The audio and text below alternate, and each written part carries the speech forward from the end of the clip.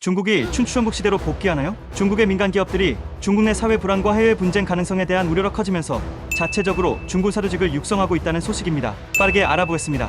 중국에서는 지금 전례 없는 일이 펼쳐지고 있습니다. 기업이 중군 사조직에 속하는 자체 민병대를 보유하는 것입니다. CNN 분석에 따르면 2023년도에만 중국 내 최소 16개 중국 주요 기업이 자체 민병대를 조직했으며 인민무력부로 불리는 이 부대는 정규직을 맡은 민간인으로 구성됩니다. 세계 최대 규모의 중국군을 위한 예비군 역할을 하는 민병대는 자연재해 대응부터 사회 질서 유지 지원, 전시 지원에 이르기까지 다양한 임무를 수행합니다. 이처럼 중국 기업들이 자체 중군 사조직인 민병대를 창설하는 이유는 최근 경제적 어려움 속에서 특히 대만과 같은 지역에서 국내 사회 불안과 해외 갈등 가능성에 대한 우려가 커지는 데서 비롯됩니다. 중국 기업들이 이렇게 할 수 있는 이유는 시진핑이 이를 허락했기 때문인데요. 이미 사회와 기업에 대한 공산당의 통제를 강화하려는 시진핑 중국 지도자의 꼼수입니다. 이는 사회와 기업에 대한 공산당의 통제력을 강화해 궁극적으로 독재 권력을 강화하려는 시진핑의 전략적 책략으로 인식됩니다. 군이 지휘하는 기업 민병대는 향후 중국 내 혼란 발생 시 공산당이 소비자 시위, 직원 파업 등 사회 불안 사건을 더 효과적으로 진압하기 위해서입니다.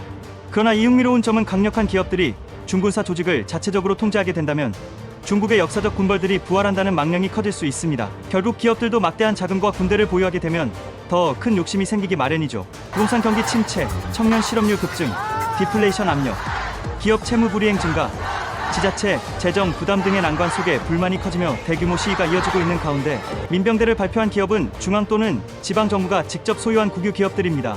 놀랍게도 세계 5위의 유제품 생산업체인 이리실업그룹은 최근 역사상 최초로 인민군부를 설립하고 군대의 규모와 인사 정보를 비밀로 유지하는 최초의 중국 민간 기업이 되었습니다. 중국의 민병대는 1949년 중화인민공화국 건국 이전부터 존재했습니다. 1920년대에 창설된 이 민병대는 1949년 공산당이 중국 본토를 장악한 이후 정부, 학교, 기업에 동화되기 전까지 중요한 전투에서 공산당을 지원했습니다. 중국 혁명 지도자 마오쩌둥은 대규모 민간인을 여단에 편입시켜 미국과 같은 제국군의 위협에 맞서 국가 방어를 강화하겠다고 말했지만 많은 역사가들은 마오쩌둥이 자신의 개인적인 목표와 권력을 강화하기 위해 군대를 이용했다고 말합니다. 결국 과거 마오쩌둥이 했던 것처럼 시진핑 주석도 사회 불안을 이용해 사회를 통제하고 국가를 전쟁 직전의 상황에 놓이게 하여 자신의 권력 유지와 강화의 목적으로 군대를 이용하는 게 아닐까요?